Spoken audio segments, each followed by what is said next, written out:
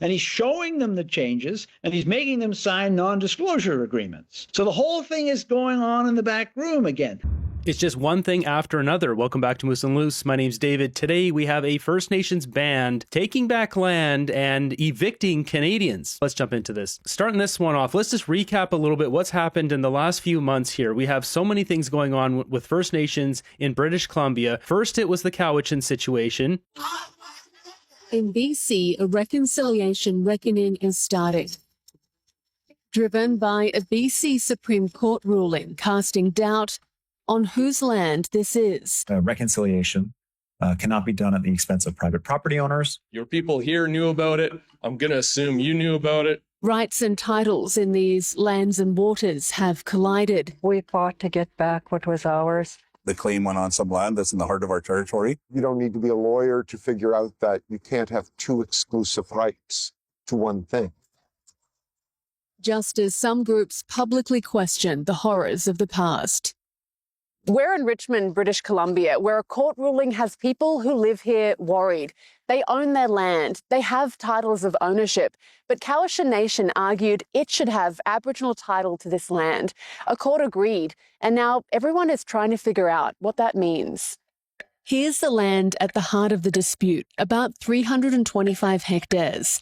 This was first up, the Cowichan situation, and immediately I came out and said, this is going to be bad for property owners who have houses down here, Blueberry Farms, there's a golf course, because this puts it all in dispute. Who's going to want to buy that land when you don't know what this means? Do you have to pay taxes to First Nations? Can they just take your land, or are they just going to be essentially like the government? They collect taxes, but they can increase taxes as much as they want without any government oversight. There's too many question marks here. As this played out, this is exactly what happened. Property values have dropped there. We've had businesses, there's commercial operations that were supposed to be built in this area that have shut down because the lenders started pulling funding. It is making business uncertain in Canada. At first, it was in this area, but then we get more and more of these land title agreements, secret backdoor deals. We've recently seen this with the Musqueam Nation. Fact file what Musqueam agreements mean for private property owners in BC. So Musqueam Nation struck a deal with the federal government, Mark Carney, to have land title all over Vancouver, Coquitlam, Richmond, etc. And what does that mean? Well, nobody really knows, but looking at what we do know, it majorly focuses on marine management and fisheries. It mentions including title within their traditional territory, a framework for nation-to-nation relations within Canada. This is all wishy-washy. A lot of it focusing around fishing, though. Does this mean that Canadians who want to fish for salmon, could the Musqueam just take this away from Canadians and say, no, that's not allowed anymore because we have title over the land around Vancouver, Fraser River, all of that. You can't go fishing anymore. Only First Nations can do that. I don't know. That's what it seems like, that they could possibly do that. There's a whole bunch of implications here, not to mention they mentioned the word title in there, so everyone starts wondering about their own house. Will Vancouverites be paying property taxes to the Musqueam? But then does the city start crumbling because there's no tax dollars? Is it split? Like, nobody knows. That's the problem. And nobody wants to invest in a city like this where it's uncertain. Then what happens? We have other nations. We've got the Tsawwassen Nation here saying, well, that's actually our land. We've got Squamish Nation, we've got the Cowichan Nation, and we've got Musqueam Nation all fighting over this land now. So who gets it? The person who first had it? The last? The biggest population? This is getting ridiculous. And now what do we have today is this. We've got the Comox Nation kicking out Canadians from this mobile home park because they legally now can do it. Now, for anyone who's not from British Columbia, we're talking about on Vancouver Island up here. There's a city called Comox. It's about 100 and something thousand people right here. And this area is actually technically Courtenay. Comox is two cities that merged together, and there's a First Nation band there called Comox. It's spelled with a K instead of C-O-M-O-X. They have 4 reserves in that area, and this is one of them where they have a mobile home park that they are evicting people now. Quinish Mobile Home Park in the Comox Valley has been home to some for decades, some even their whole lives, but they've all just been served notice to evict. The Comox First Nation wants everyone out in less than 2 years. There's no place to move our trailers to on the island. We are stuck. We've put our life savings into this trailer, and now we have to leave with nothing. That is ludicrous. Well, I'm just really appalled at the First Nations for deciding to develop this land when they have a a whole bunch of other big tracts of land that are in really nice locations, and they've chosen to displace all us people. So he brings up a valid point there. We'll jump into that in a second. There are 37 trailers here housing more than 100 people. Some still hold mortgages. One woman still owes $80,000 on this one. And at least one trailer was listed for sale before the First Nation warned in October the park's 50-year lease might not be renewed. When I took possession of my property, I was not made aware of any kind of lease or anything like that. And I think, has anybody else heard of a lease when they took possession? No. We came here for our forever home, and I'm sad.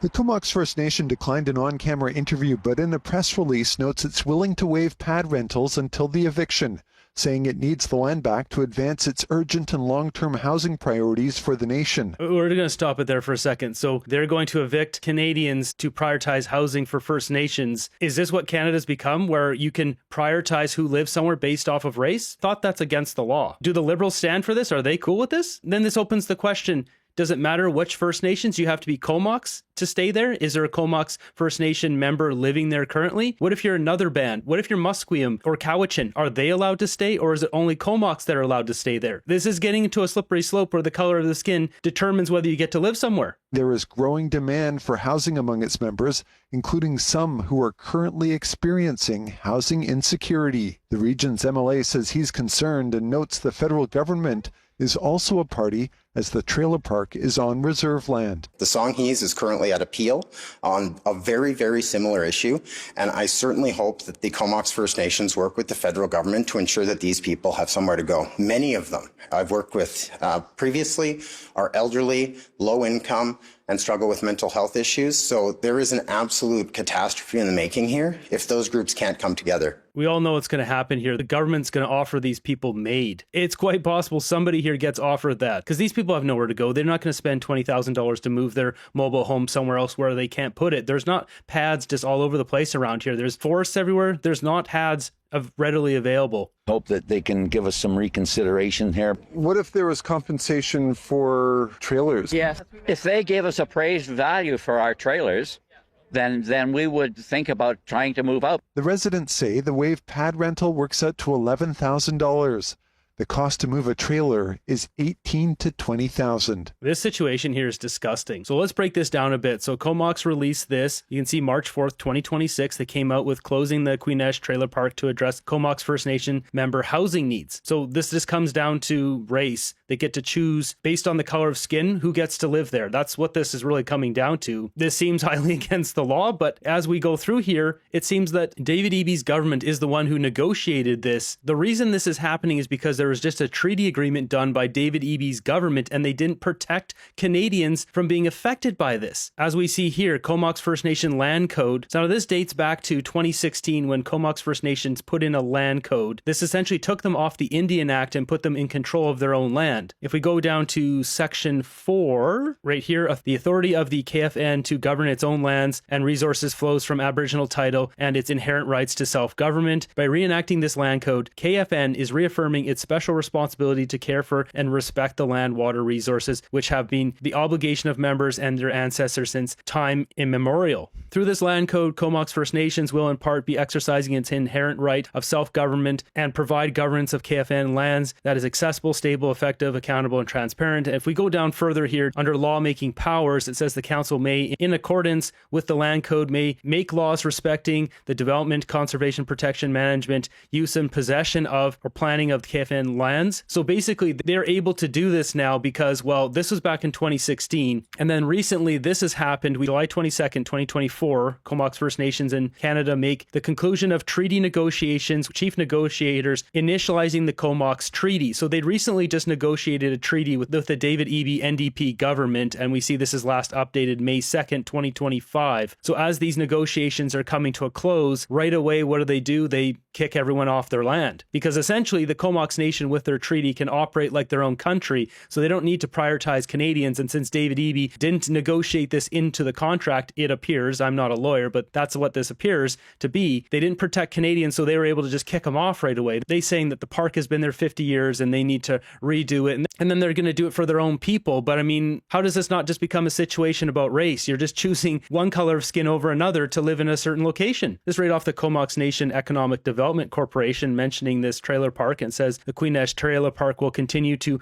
operate as a pad rental to those who own the trailers. And this was back in 2023. So they were operating this as usual, but they hadn't had the treaty agreement go through yet. And it says here, KEDC has all long-term tenants. We have had only one trailer sold to a new tenant since 2018. There's no expansion plans for the business. It goes on to say that it was just too expensive to bring in more pads. So there's no plan to expand it here. So they said a couple years ago, they're not going to expand this because it's going to cost too much. And then once they get their treaty agreement, they kick out all the people who've been living there for decades, and they're going to bring in their own people to live there. Now, are they going to renovate it first or whatever? I don't know. I mean, we got people who've been living there their entire life. And it says Kathy Jenkins, a park resident of 34 years. They just kick these people out and, okay, we're going to bring in our own band members. See you guys later. And while I see some pushback, people saying, well, if it was a commercial property and they decided to evict people to do whatever they want, it's the same thing. But it's not the same thing, because their justification is based off of the color of skin. They're saying we need our own people to live here, so we're going to get rid of you guys.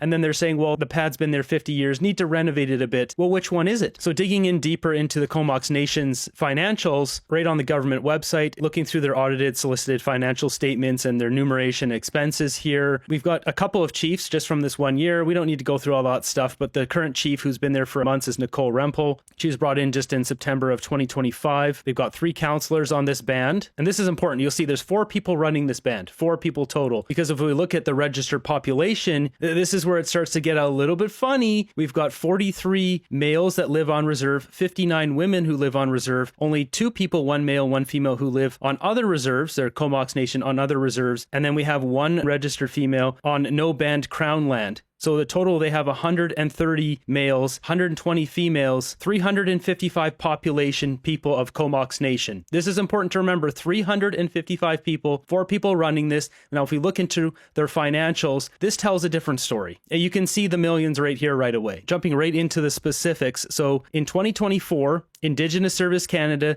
gave Comox Nation $3.1 million. In 2025, they got $4 million.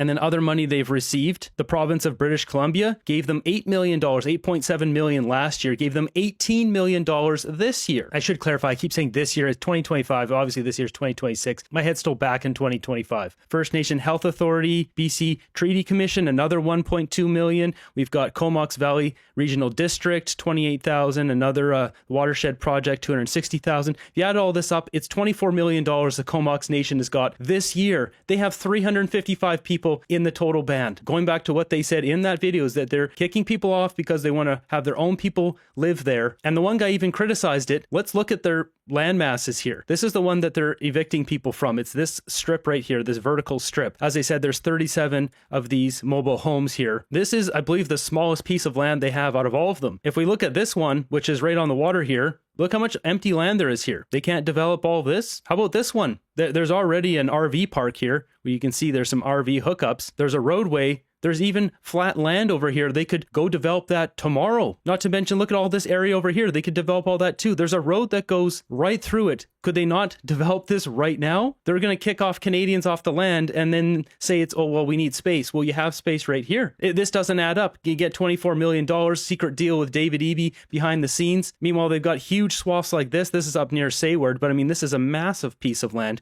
not even developing it at all. They don't have a road over there. Jumping over to this podcast here we have on from the Vancouver Sun. These guys are talking about all these different bands, Musqueam, the Comox, Cowichan, all of that. What's going on in British Columbia? I thought this was a good take. And where they're coming from, I think they're going too far, but that's a different issue. But what they've not done is bring the public along with them. On the contrary, they seem bent on getting as much done as far as they can go before the public really gets clued in. And I think we are now seeing the fruits of that policy of secrecy and denial and cover-up is a public that is very, very suspicious about what's going on, and it's undermined public support for an initiative that I think was undertaken with the best of intentions, which was to recognize that First Nations have gotten a raw deal through Canadian history, and many things needed to be done to lift them up, give them a bigger say in the society and all that. The intentions are good here, but if you go and just do all that stuff and constantly present the public with a fait accompli and say we have no choice, well, you've lost the public, and I think they are losing the public on this issue. Well, and of course, as you know, because the courts have ruled that governments have a duty to consult with First Nations on these issues, but they didn't rule they have a duty to consult in secret. It doesn't have to be in secret. No, I mean, taxpayers paying so many, you see $24 million. Do we not get to be consulted on all this? This is preposterous. Secret deals are being made. David Eby was the Attorney General of British Columbia back in 2019 under John Horgan, who's the guy who drafted this legislation and helped push it through Parliament. You see here, 2019, the BC NDP under the late Premier John Horgan's government passed the BC Declaration on the Rights Indigenous Peoples Act, DRIPA, which comes from the United Nations, UNDRIPA. At the time, BC's current Premier David Eby was Attorney General. David Eby was the one who brought this into British Columbia. Now they do secret deals and is absolutely devastating Canadians' lives. It's making business and home ownership uncertain in this province. I mean, a good example of what's going on right now. So you had a court case last December that found that the province's mineral claims staking legislation was incompatible with the United Nations Declaration on the Rights of Indigenous People, and therefore threw the whole thing out, right? A BC Court of Appeal. So the government said, well, the court has misread our legislation, and they've gone too far. And it was not our intention that the courts would be able to overturn provincial laws on the basis of the UN Declaration. The government says its intention with legislation was to set up a framework where First Nations and the province would together update legislation to make it compatible, and that the courts were not supposed to jump in ahead of time and say, oh, yeah, this law doesn't stand up anymore. So that's the government's position. So what they're doing is they're rewording the legislation here. It's called the Declaration Act, and it dovetails with the UN Declaration. Well, okay, so that's what they're doing, but you know what they're doing. They've hired a former deputy minister in the government. They're paying him on a contract of, I don't know, some staggering amount of money, a couple $100,000, and he's taking these proposed amendments around to the 200 First Nations in British Columbia, and he's showing them the changes, and he's making them sign non-disclosure agreements. So the whole thing is going on in the back room again. Someday, the rest of us will be presented with the proposed wording of the changes, but what we'll see will again be another of these fait accomplis. It'll be worked out. The legislation itself was written with First Nations in consultation. The changes in the Heritage Conservation Act were done in a 2-year workshop with First Nations in consultation, in confidence. And again, I think, the public is going to go, well, where were we in all this, right? And the province says, well, we're there for you. But increasingly, they're not there for us. I mean, look what we have in the Kamloops situation. Kamloops First Nation given $12.1 million to dig up to see if there's graves. They just refused to do it, pocket the money, and now you've got, 4 or 5 different bands over there fighting over that land too? It's getting ridiculous. Like, all these bands, all these chiefs, all these people alive today, none of them were alive back then when any of that stuff happened. Like, how much do Canadians have to pay before enough is enough? There's no Canadian alive today that was involved in any bad activities that happened back in the day there, 100 plus 150 years ago. This is just turning into a big money scam. And the question you have to ask is, why did David Eby put this through? And you start putting the pieces together and you start wondering, David Eby has a lot of connections in China. So does Mark Carney. So does all the Liberal Party. What they're doing now is destabilizing all of British Columbia's real estate market. Are they trying to tank it so China can come in and buy a bunch of these properties at bargain barrel prices? I don't know. I mean, you're just looking what's happening. The prices are going to start tanking if nobody knows who owns anything. Nobody wants to invest here. Companies start leaving. People start leaving. The prices will absolutely plummet. China is trying to get a bigger foothold in Canada. You see the RCMP police agreement deal that Carney just set up. I mean, what exactly is going on here? They're there to make the First Nation. Right. Well, we're also seeing conflicts because of this, the way this is being handled, even within First Nations. We saw this week, the Squamish were quick to say, hey, we have claimed some of these same areas as the Musqueam. And we saw the same, obviously, with the Cowichan decision, which is being challenged by other First Nations. And the Tawasin Band has weighed in because Delta is included. Look, there's 204 First Nations in British Columbia, or 206, and they've been here a long time. And they did not have the European idea of boundaries and, legal boundaries and everything. They had traditional territory that's been accepted and it's not in dispute, but the boundaries between these traditional territories are not clearly defined. They're fluid. There's overlap, a lot of overlap. And what the courts have said is, well, title and rights should be established historically, and where there are written records, it is, but admissible is oral history within the First Nation. Well, it isn't surprising to me that with First Nations that are adjacent to each other, that one group's ancestors have a very different view of where the boundary is than the other. It's just... Yeah, so they can use stories from great-grandfathers or mothers or whoever and just say, well, yeah, we went and picked blackberries down there, so that means that's our land. That's what they're using as evidence in court, which is absurd. And once again, what is this doing? It's just destabilizing the entire region, the property value, businesses. They don't want to start here. What kind of business is going to come to British Columbia and start up with all this nonsense going on? So once again, does this have something to do with China? Is this